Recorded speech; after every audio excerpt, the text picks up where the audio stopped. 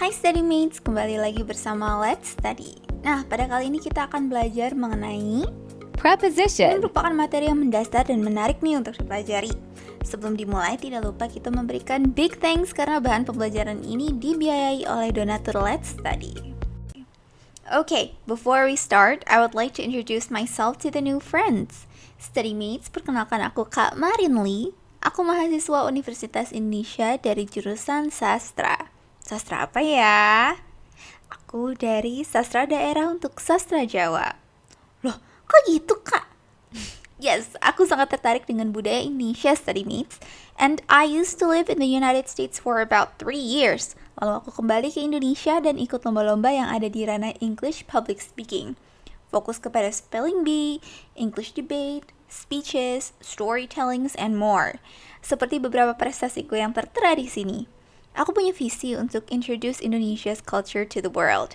Dan aku bisa melakukan itu dengan bahasa Inggris. So, here I am teaching you study mates who can achieve something greater too. Oke, yuk kita belajar bareng.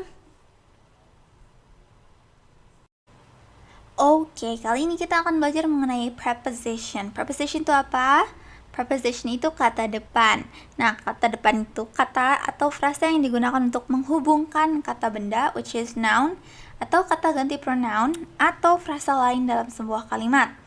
Fungsi utamanya adalah untuk menunjukkan hubungan antara kata atau frasa tersebut dengan kata lain dalam kalimat. Contohnya, depan tunggal antara lain ada in, on, at, of, with, for, from, dan sebagainya. Nah, untuk pembahasan preposisi, kita akan bagi menjadi 2 jenis utama yang dapat dijelaskan ini ya. Nah, kalau yang pertama ada free preposition. Free preposition itu apa?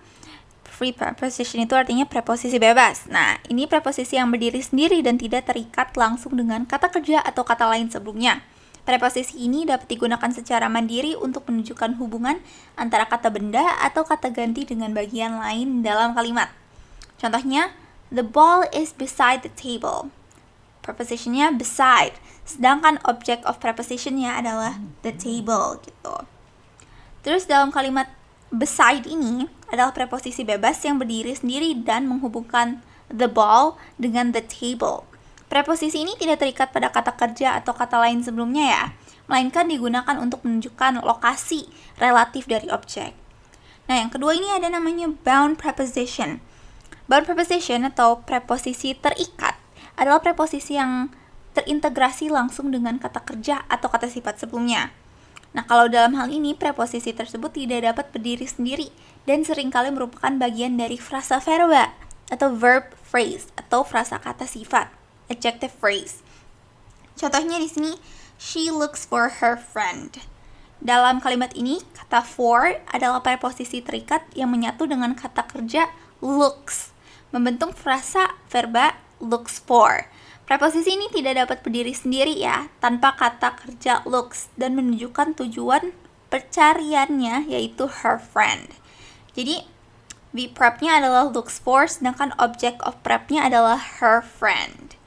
Oke, kita ulang lagi. Kalau free preposition itu berdiri sendiri dan menunjukkan hubungan antara kata benda atau ganti dan bagian lain dalam kalimat.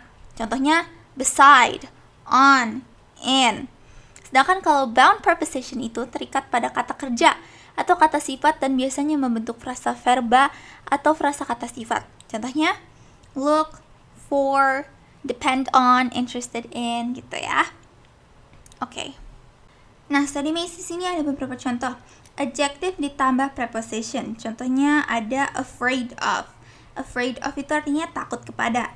Terus ada different from. Different from itu berbeda dengan. Angry with, marah pada. Fond of, fond itu gemar, gemar akan. I am very fond of chocolate. Aku sangat gemar dengan coklat gitu. Terus ada famous of, terkenal akan. She is famous of her lifestyle. Dia terkenal akan gaya hidupnya yang glamor misalnya. Terus ada interested in, tertarik dengan. Full of, penuh dengan. She is full of happiness. Dia penuh dengan kebahagiaan. Similar to itu artinya sama dengan. dan seterusnya, etc. Terus ada noun tanpa preposition. Contohnya ada pity on, kasihan. I pity on her. Aku sangat kasihan padanya.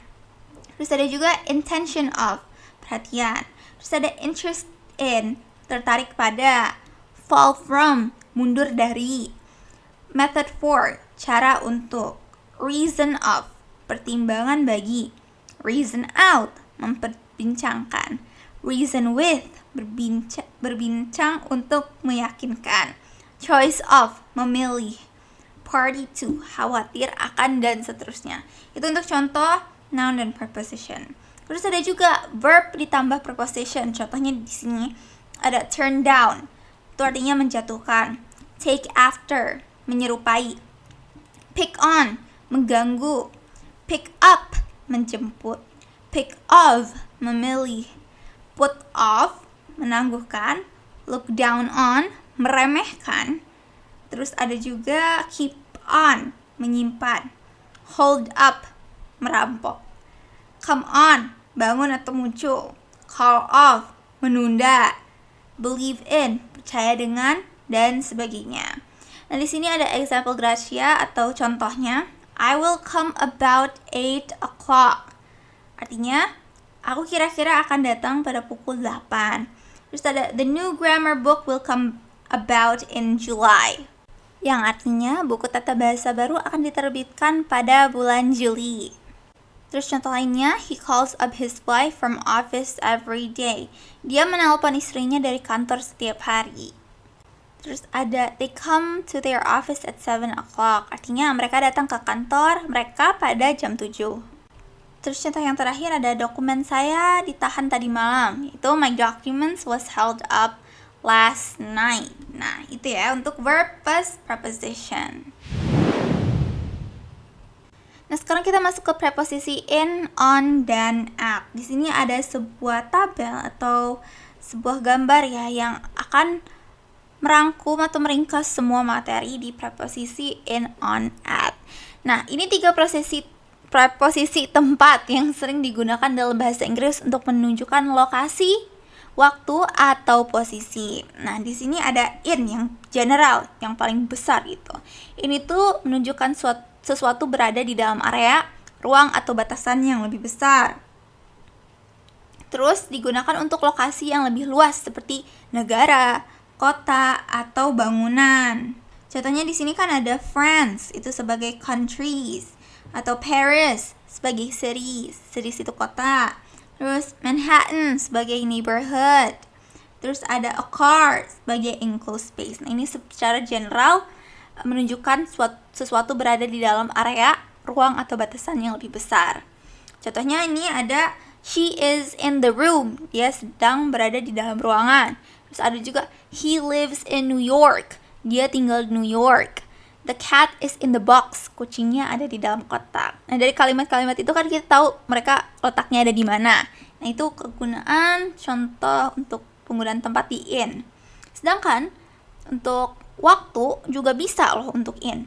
Digunakan untuk periode waktu yang lebih panjang tapinya. Seperti kayak bulan, tahun, atau abad. Itu kan panjang-panjang. Nah, kita bisa menggunakan kata in.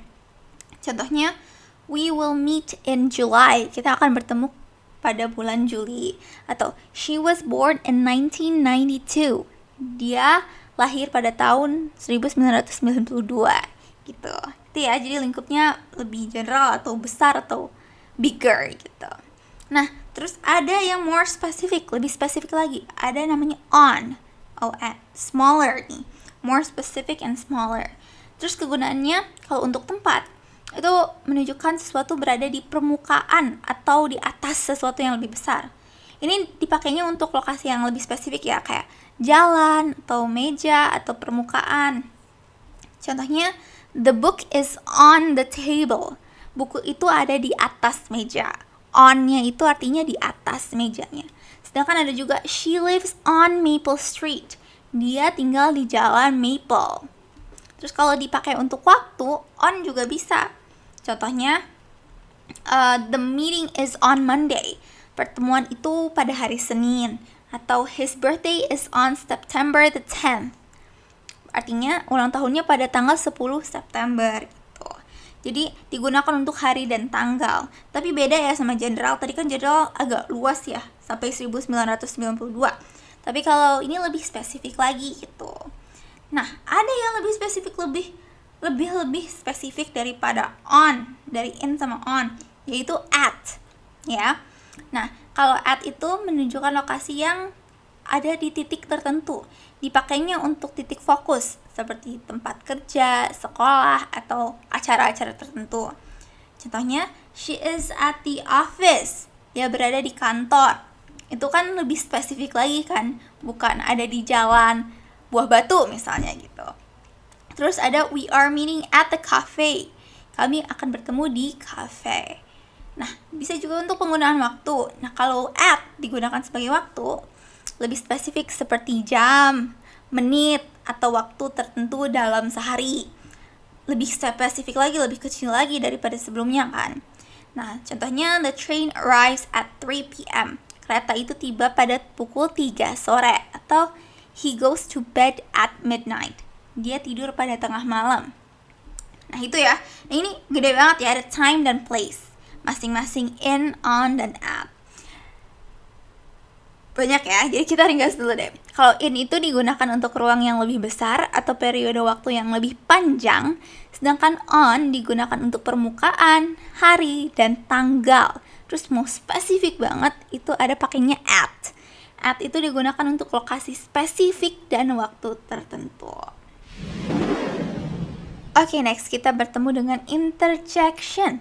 Interjection itu artinya kata seru ya, atau kata atau frasa yang digunakan untuk mengekspresikan emosi, perasaan, atau reaksi spontan. Nah, interjeksi ini biasanya digunakan di bahasa lisan ya, untuk menunjukkan berbagai jenis reaksi atau perasaan secara langsung yang tidak bisa secara kata-kata saja gitu. Ada ekspresinya yang harus mengikuti.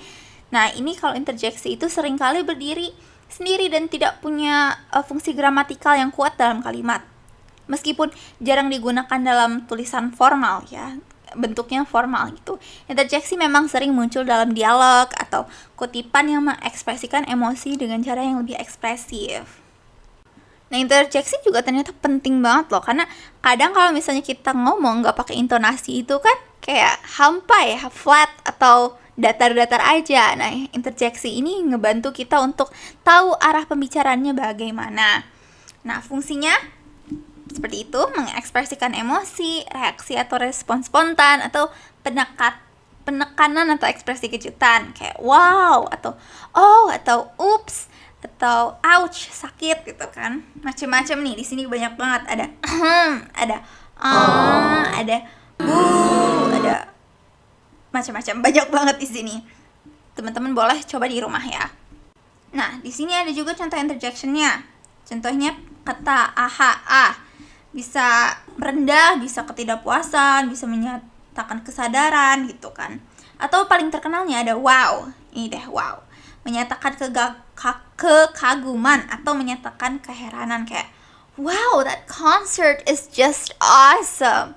Artinya wow, konser itu luar biasa sekali, itu keren banget gitu. Sedangkan kalau kita heran dengan menggunakan kata wow atau interjeksi wow, itu bisa wow, I have never seen such a big pig. Wow, aku atau gue itu gak pernah lihat babi sebesar ini gitu. Keheranan. Nah, gitu ya. Terus ada juga keheranan atau terkejut. Did you pass the exam? Gitu. Atau enggak, kalau di Indonesia ya, kita interjeksinya kayak manggil orang gitu interjeksinya. Di bahasa Inggris nggak ada gitu. Biasanya kayak pakai PSST gitu, interjeksi untuk manggil orang. Sedangkan kalau interjeksi di Indonesia manggil orang bisa woi gitu. Itu masuknya interjeksi ya teman-teman. Oke, itu seru banget ya tadi preposition dan interjection. Dengan itu kita menutup pembelajaran kita pada video kali ini. Terima kasih kepada donatur Let's Study yang sudah membiayai dalam produksi materi ini. Untuk para StudyMate bisa loh review kembali bahan pembelajaran secara lengkap melalui playlist Let's Study English ataupun website Let's Study loh. Jangan lupa juga untuk cek video lainnya untuk video pembelajaran gratis dari Let's Study. Nah, StudyMates juga bisa support Let's Study dengan berdonasi seikhlasnya dengan scan QR di layar ini. Selain donasi dalam bentuk uang, StudyMates juga bisa share platform Let's Study kepada teman sekitar atau membagikan info platform Let's Study ke social media StudyMates. I'm Marinley and that's all from me. Thank you for watching and see you in the next video. Bye!